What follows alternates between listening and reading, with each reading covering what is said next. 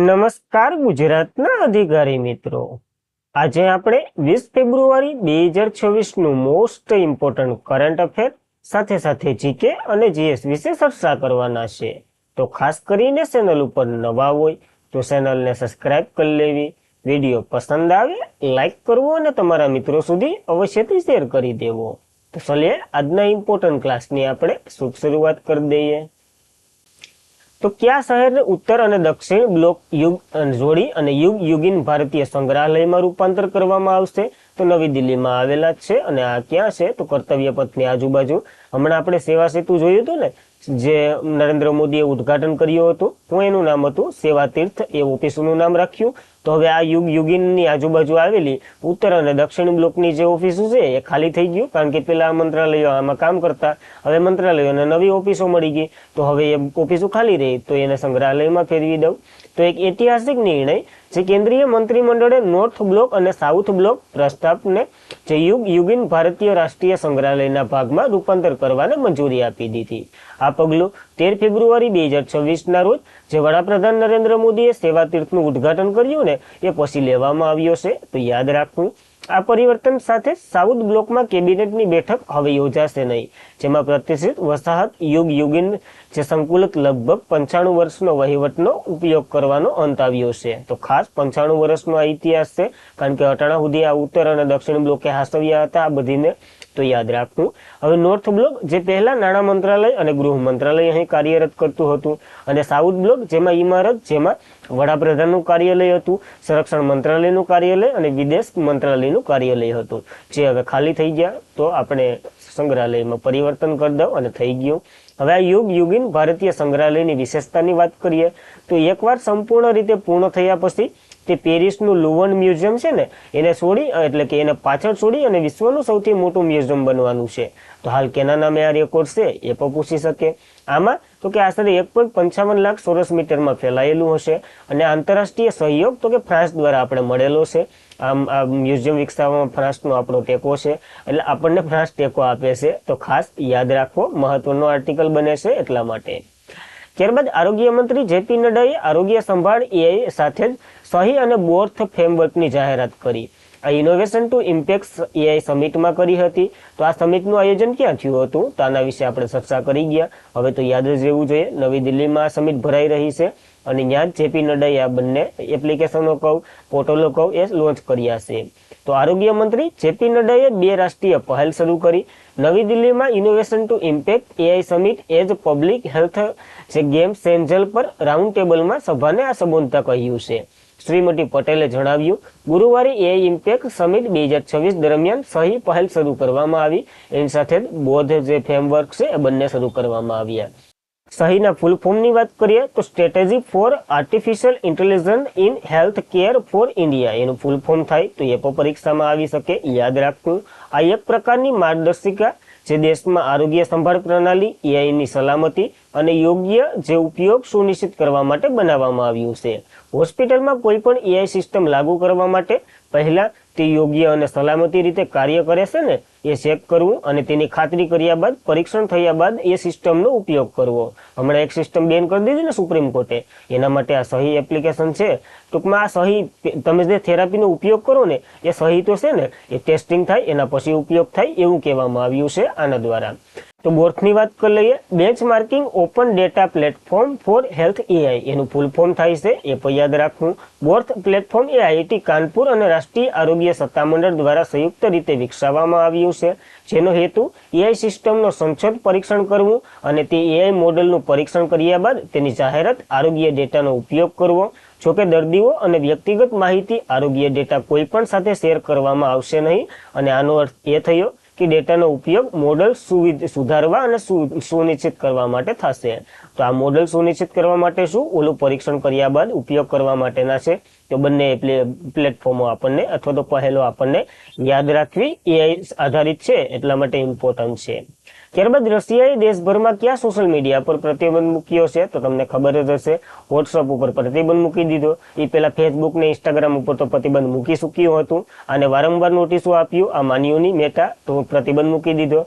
રશિયાએ હમણાં જ વોટ્સઅપને સંપૂર્ણપણે બ્લોક કરી આદેશ આપ્યો છે. આનાથી 10 કરોડથી વધુ વપરાશકર્તાઓ પ્રભાવિત થશે અને મેટા દ્વારા રશિયન કાયદાનું પાલન ન કર્યા હોવાનું તે દેશના ડેટા સંગ્રહિત કરવાનો ઇનકાર કરવા માટે આ નિર્ણય લેવામાં આવ્યો છે પુતિન દ્વારા. રશિયાના વોટ્સઅપને બ્લોક 2022માં મેટાને ઉગ્રવાદી સંગઠન અને લેબલ કરવામાં આવ્યા પછી, જેમાં ઇન્સ્ટાગ્રામ અને ફેસબુક અગાઉ જ પ્રતિબંધ મૂક્યો હતો, વોટ્સઅપ એક રહી ગયું હતું તો એને હમણાં મૂકી દીધો.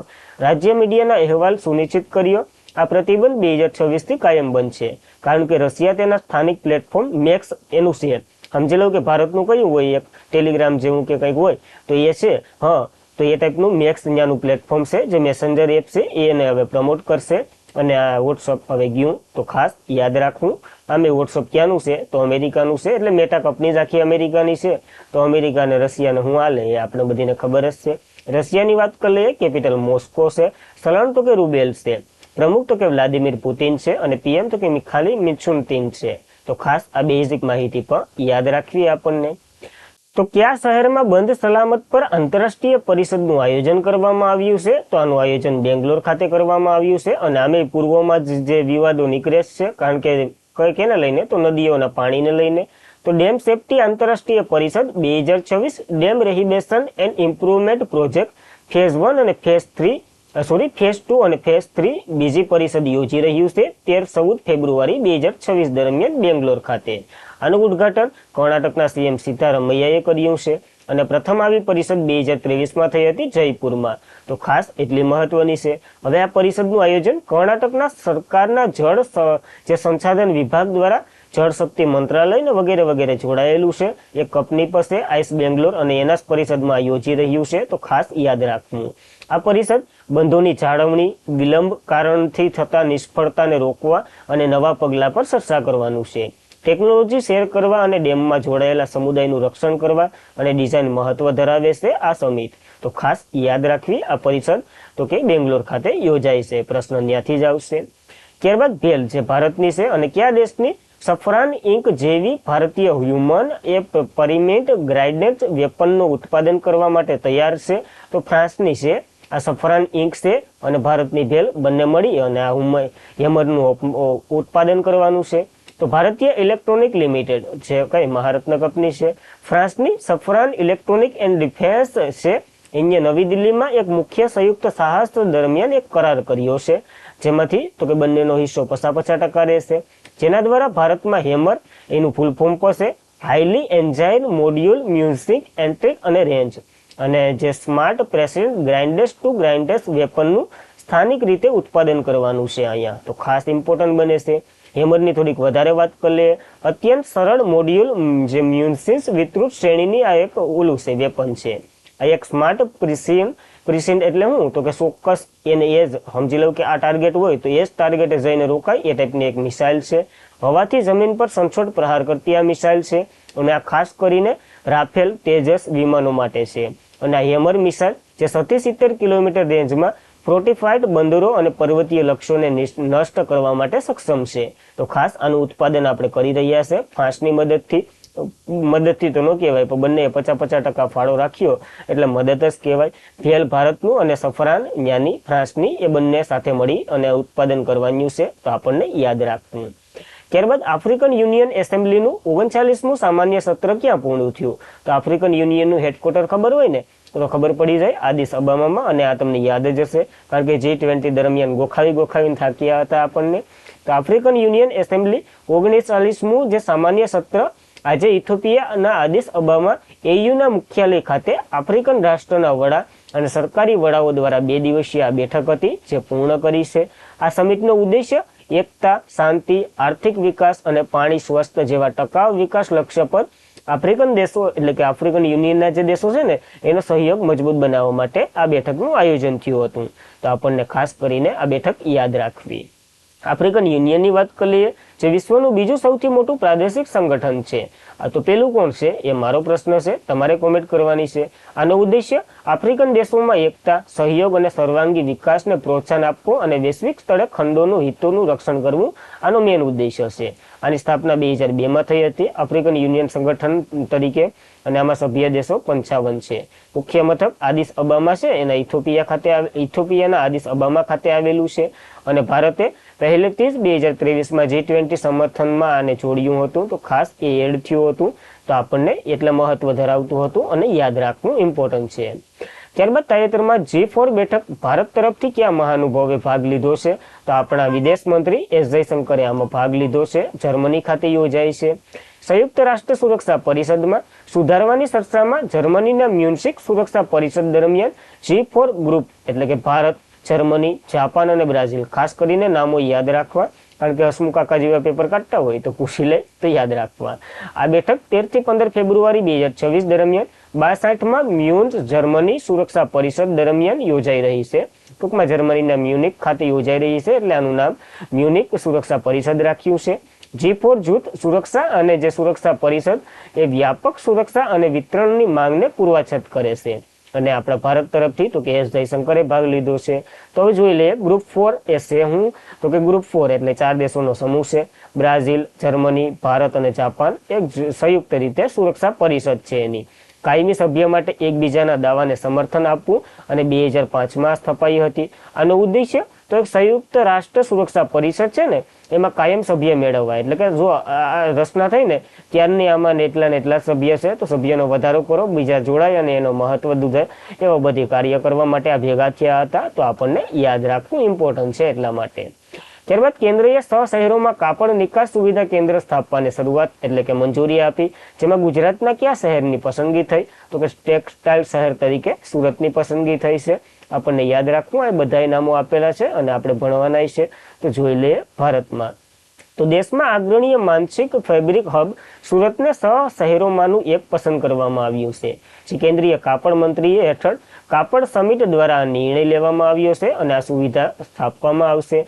કુરુન જે તમિલનાડુનું છે, ઈસકલનજી જે મહારાષ્ટ્રનું છે, જયપુરનું રાજસ્થાનનું જયપુર, ઉત્તર પ્રદેશનું વારાણસી, પંજાબનું લુધિયાણા, બધા ફેમસ શહેરો છે. તો યાદ રાખવા આ કેન્દ્ર સ્થાપવામાં આવશે અને કાપડ મંત્રાલયે જારી કરાયેલ છે. તો યાદ રાખવું.